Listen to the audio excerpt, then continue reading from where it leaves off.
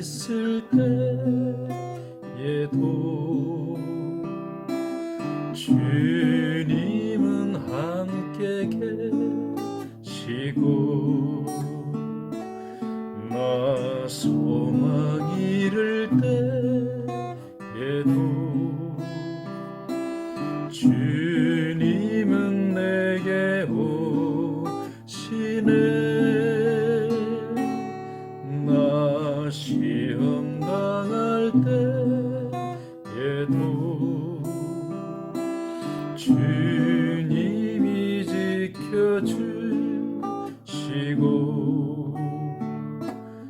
나 실망 당할 때에도 주님이 위로하시네.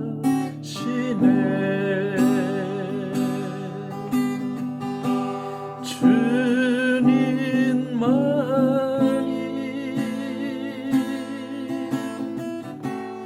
내 힘이시며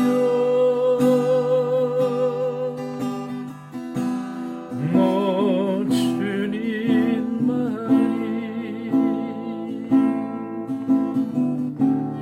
날 도우시네. 오 나의 주님 내 아버지여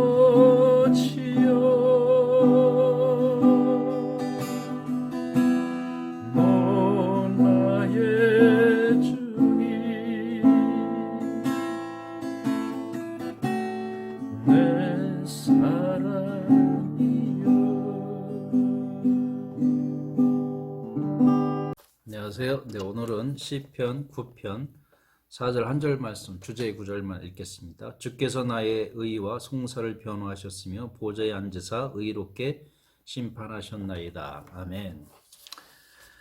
네, 오늘 다윗은 항상 살아가면서 자신이 판단하는 것보다는 하나님의 의로운 판단을 요구하였습니다. 그래서 의로운 재판장이신 하나님을 늘 콜했죠. 불렀죠. 하나님을 부르고 항상 하나님이 오르시기 때문에 하나님을 부르고 만나서 자기 삶의 판단 그리고 자기 주변의 그 삶의 판단을 하나님의 뜻으로 하는 것을 볼 수가 있습니다. 그러니까 삶의 기준, 자신의 삶의 스탠다드, 그러니까 하나님의 스탠다드, 하나님의 기준이 있거든요. 그러니까 하나님의 기준이 곧 다윗의 기준이 된 것이에요. 예. 그래서 이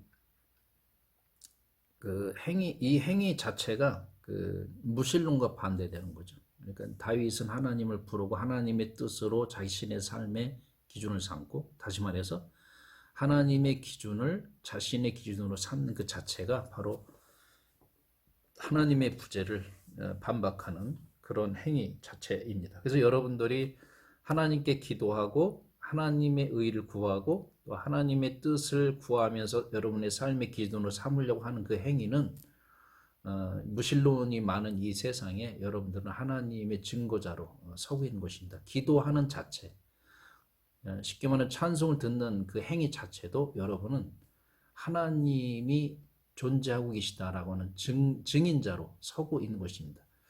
그러니까 전도를 때는 못해도 괜찮아요. 여러분 삶 자체, 여러분 그 실제 자체가, 존재 자체가 주님의 찬양을 듣고 주님을 부르고 기도하는 그 자체, 예배하는 자체도, 심지어는 식사하기도 하는 그 자체도 하나님의 그 현존하심을 인정하는 거기 때문에 매우 잘하시는, 아주 주님의 자녀로서 잘하고 계시는 것입니다. 네.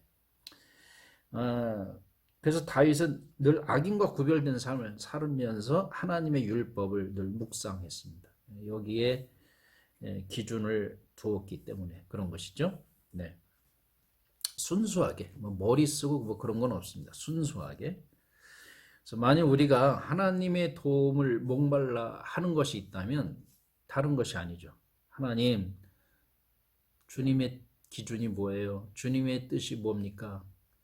그 기준을 잡고 세상과 싸우기를 원합니다. 그렇게 여러분 기도하셔야 됩니다. 그래서 세상은 하나님을 잃어버렸어요. 그래서 삶의 기준이 없어요.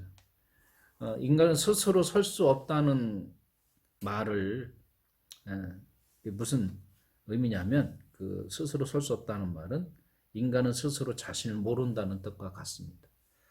인간이 스스로 섰다고 하지만 늘 이 모양 이 꼴이니까 세상이 그것은 자신을 모르는 거예요. 자신이 기준이 되고 혼자서 기준이 될 수 없는데 자신이 자꾸 기준이 되려고 하는 그 자체, 그러니까 문제가 거기에서 문제가 있다는 것입니다.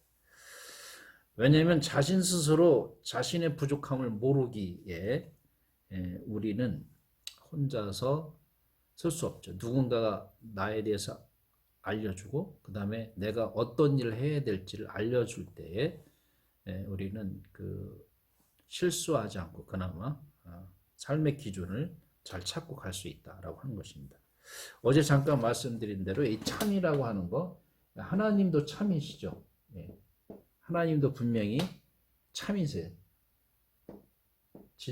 진실하신 분이고 그 다음에 나도 인간도 그 다음에 자연도 다 실제하는 거죠. 실제한다는 것은 뭔가 있다는 거죠. 있다는 거. 그런데 이 하나님도 우리를 통해서 또 당신을 드러내시고 자연을 통해서도 당신을 드러내시는데 혼자서는 아무것도 없이 그냥 혼자서 인간도 없고 자연도 없으면 스스로 드러낼 수가 없죠. 그래서 이 하나님이 우리를 통해서 당신을 드러낸다는 말은 우리가 또 하나님을 인정하고 영접하고 주님의 이름을 부른다는 거예요. 서로.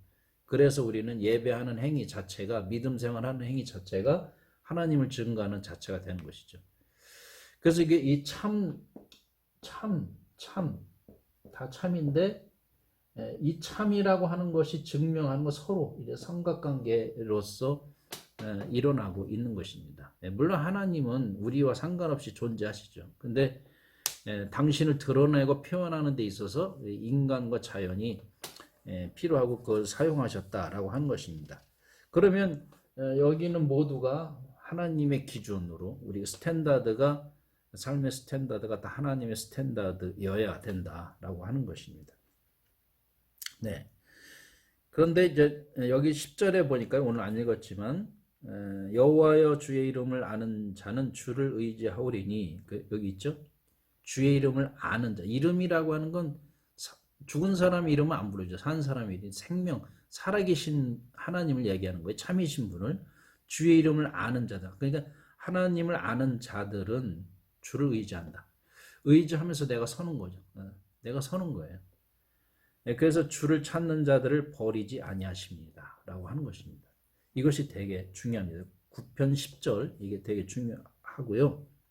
그런데 세상은 스스로 서 있기 때문에 약한 자 가운데 자꾸 군림하려고 그래요. 세상이 그래서 전에는 그 가난한 자들과 그 어떤 그 18절에 있듯이 궁핍한 자들이 어떤 실망을 하면서 늘 살아요. 여기 실망. 여기 보니까 궁핍한 자가 항상 잊어버림을 당하지 아니하며 가난한 자들이 영원히 실망하지 아니하리로다. 누구 때문에? 하나님 때문인데 그럼 하나님이 없으면 하나님의 사람이 없으면 하나님의 의의를 드러내는 사람이 없으면 어떻게 돼요? 이들은 실망하는 거죠. 네. 인간의 인권 존중을 멸살시켜 버리니까 위에 하나님을 모르는 사람들이 자신의 의의로 기준으로 세웠을 때 그렇게 된다는 것입니다.